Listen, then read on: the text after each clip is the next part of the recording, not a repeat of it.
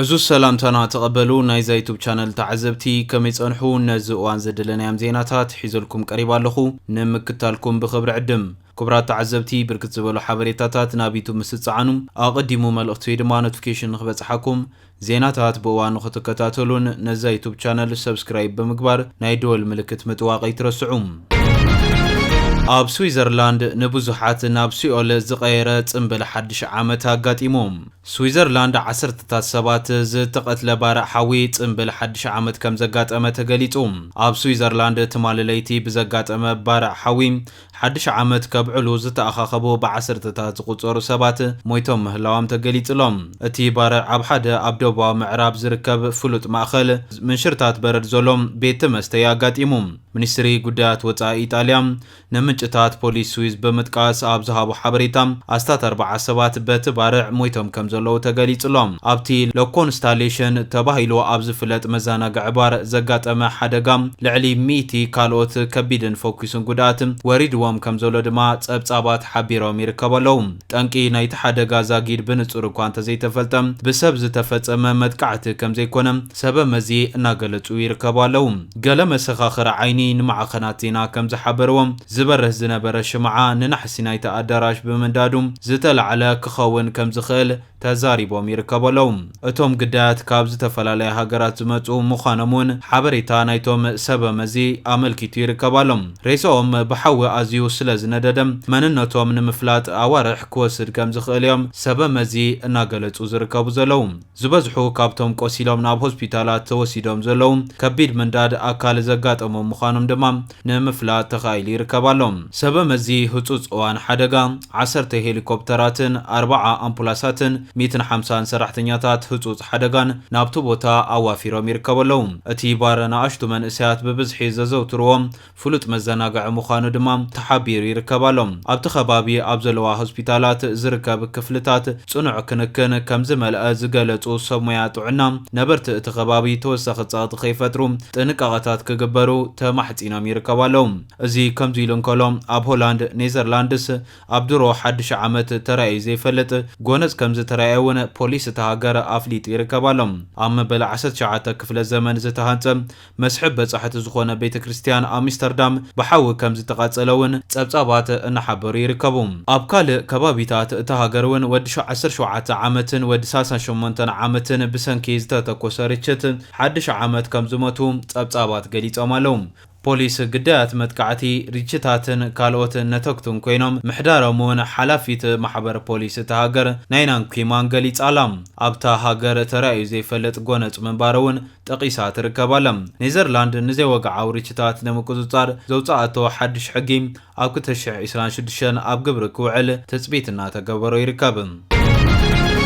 بخالي زينا قدماي منستر أبي أحمد مس بريزيدانت فرنسا إيمانويل ماكرون تزراريبوم قدماي منستر أبي أحمد مس بريزيدانت فرنسا إيمانويل ماكرون ناي تليفون علال كم زكايد تحبيروم قدماي منستر أبي أحمد أبناي محبرة ومرخبي صحفوم كم زبولون تخوينوم مسعركي بريزيدانت إيمانويل ماكرون بتليفون نحدش عامت 2026 سنة تمنيت كم زتقالال تحبيروم أبزتو أمونغو إثيوبيان فرنسا زلوم كلهم دايو زمدنان بخمي كحيلو كم زلوام كم زمخرون اتقدماي منستر حبير يركبالهم بتوسخي ابزوباون علماون قدات حبريتا كافولون بحبار كسرحون كم زتسمامعون تقيسو يركبالهم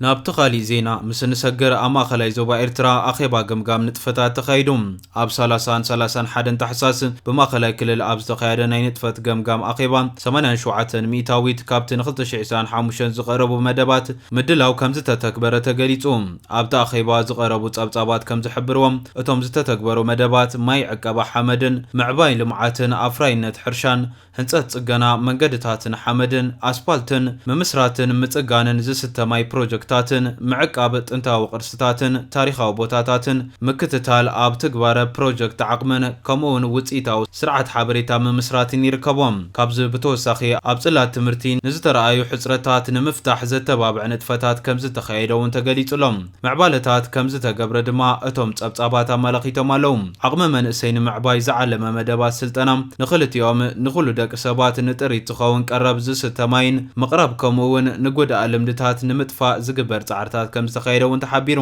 እቶም ተሳተፍቲ ኣብቲ ዝቐረበ ጸብጻባት ሰፊሕ ይዘተ ድሕረ ምክያዶም ዘይተወድኡ ፕሮጀክትታት ምዝዛም ሓዊሱ ዝተፈለዩ ለባዋታት ተቐቢሎም ኣለዉ ናይ ህዝባዊ መጓዓዝያ ጸገማት ምፍታሕ ንመንግስታዊ ሰራሕተኛታት ዝኸውን ናይ ስልጠና መደባት ምውዳብ ዓቕሚ ንምዕባይ ዝዓለመ ንጎዳእ ልምድታት ንምጥፋእ ዝግበር ጻዕርታት ምሕያል ከምኡውን ዘላቐ መደባት ንቕሓት ህዝቢ ምክያድ ዝብሉ ጉዳያት ተዳሲሶም ኣለዉ ሚኒስትሪ ዘርኢ ተወልደ ብርሃን ኣካያድ ዳይሬክተር ናይቲ ዞባ ብወገኑ ኣብ ኣተጋባብራ መደባት 2025 ዘሎ ጥንካረ ብድሆታትን ዘመልክት ነቲ ኣብ 2006 ዝተነብረ ቻርተድ መደባት ገሊጹሎም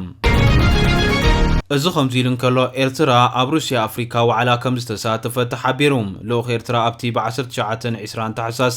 ኣብ ካይሮ ግብፂ ኣብ ዝተኻየደ ካልኣይ ዋዕላ ሩስያ ኣፍሪካን ተሳቲፉ ኣብቲ ብዶክተር በድር ዓብድላጥን ሚኒስትር ጉዳያት ወፃኢ ግብፅን ሚኒስትሪ ሴርጌይ ላቭሮቭ ሚኒስትር ጉዳያት ወፃኢ ፌደሬሽን ሩስያ ምስ ሃገራት ኣፍሪካ ኣብ ዝተፈላለዩ ዓውድታት ምትሕብባር ከተደልድል ምዃና ተገሊጹሎም ኣብቲ ዋዕላ ኤርትራ ብሚኒስትሪ ኣማን ዓብድልዋሲዕ ቻርጌዲ ኣፌርስ ኣብ ኤርትራ ኤምባሲ ኣብ ግብፅን ከምኡውን ሚኒስትሪ حبيب محمد عثمان حلف مرخب بزهان بهال توكيل علم بتمساسال مسمر منستر امان عبد الواسين منستر محمد نور ادريسن حلف منغستاو محبرساو ጉዳያት ኣብ ካይሮ ንዝነብሩ ዜጋታት ኤርትራ ሰሚናር አካይዶም ኣለዉ ኣብ ቆንስላዋ ኣገልግሎት ከምኡውን ኣብ ንጥፈታዊ መደባት ሃገራዊ ውድባት ዘተኮረ ሰሚናር ከም ዝነበረውን ተሓቢርሎም ብተወሳኺ ኣብ ሃገራዊ ጉዳይ ውዳባዊ ዓቕሚ ተሳትፎ ክሕየል ጻውዒ ተቐሪቦም ኣለዉ ምዚ ብዝዛመዱ ዜናታት ድማ ሚኒስትሪ ክብራብ ተኸስተ ፍራንክፈርት ጀርመን ዝርከብ ጀነራል ኮንሱል ኤርትራ ከምኡውን ሚኒስትሪ ትምሃይለ ሓላፊ ህዝባውን ማሕበረሰባውን ጉዳያት ብ10 ታሕሳስ ንናሽናል ዝኸውን ሰሚናር አካይዶም ኣለዉ እቲ ኣብ ዲያስፖራ ኤርትራውያን ሉዓላውነት ሕጋውነት ኤርትራውያን ዝዕብ ንቕሓት ኣብ ልዕሊ ኤርትራውያን ዝብል ቴማ ዝተኻየደ ሰሚናር ኣብቲ ኣብ ቀርኒ ኣፍሪካ ዓለም ዘሎ ዕላማዊ ኩነታት ዘተኮረን ቀዳምነት ህዝብን መንግስትን ኤርትራ ከምኡውን ኣብ ምሕላው ሃገራዊ ሉዓላውነት ምህናፅ ሃገርን ዘለዎ ተራ ኣበርክቶ ዲያስፖራ ዜጋታትን ኣብ ዝምልከት ጉዳይ ከም ዝተዩ ተገሊጹሎም እዚ ከምዚ ኢሉ እንከሎም ኤርትራ 30 የመናውያን ገፈፍቲ ዓሳ ፈቲሖም ሃገራዊ ማዕከን ዜና የመን ከም ዝጸብጸቦም እዞም 30 ገፈፍቲ ዓሳ ኣብ ቀይሕ ባሕሪ ዓሳ ኣብ ዝገፍሉ እዋን ከም ዝተኣሰሩ ሓቢሩ ምክትል ዳይሬክተር ወደብ ምግፋፍ ዓሳ ሆዴይዳ ዝኾነ ሃይታማ ማሩፍ እዞም ሰባት ድሕሪ ሓያሎ መዓልታት ማእሰርቲ ከም ዝተፈትሑ ንመተሓላለፊ ዜና ኣብ ዝሃቦ መግለፂ ሓቢሩሎም እቲ ምክትል ዳይሬክተር ምእሳር እቶም ገፈፍቲ ዓሳ ኣካል ናይቲ ህዝቢ የመን ኣብ ቀይሕ ባሕሪ ዓሳ እናገፈፈ ከለዉ ዘጋጥሞም ተደጋጋሚ ምግሃስ መሰላት ምዃኑ ይገልጽ እቲ ምክትል ዳይሬክተር ብሰንኪ ከምዚ ዝኣመሰለ ተግባራት ጅቡቲ ገፈፍቲ ዓሳን ካልኦት ንብረታትን ከም ዝተሰርቁን እዚ ድማ ኣብ መነባብሮም ዓብዪ ኪሳራ ኣስዒቡ ከም ዘሎን ይገሊጹ ብተወሳኺ ንገፈፍቲ ዓሳ ምእሳርን ጀላብኦም ምዝማትን ብዛዕባ ጉዕዞ ባሕሪ ምግፋፍ ዓሳን ዝምልከት ኣህጉራዊ ሕጊ ዝጥሕስ ምዃኑ ብምግላጽ ማሕበረሰብ ዓለም ነዚ ብመንግስቲ ኤርትራ ይካየደሉ ዝበሉ ሕጊ ምጥሓስ ደው ከብሎ ፀዊዑ ይርከባሎም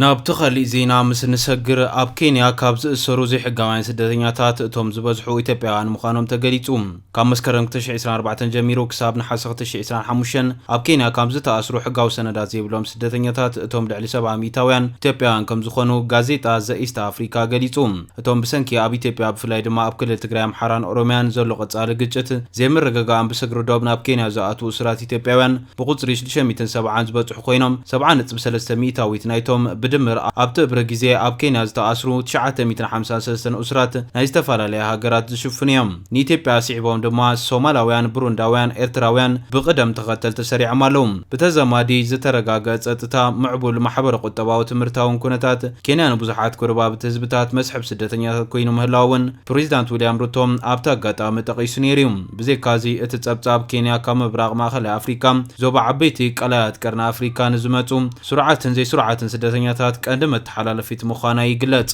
مباركس كبرات تعزبتي نزوان زدني حبريتاز مسنيرو بغالي زين اسكا عن الرخب سلام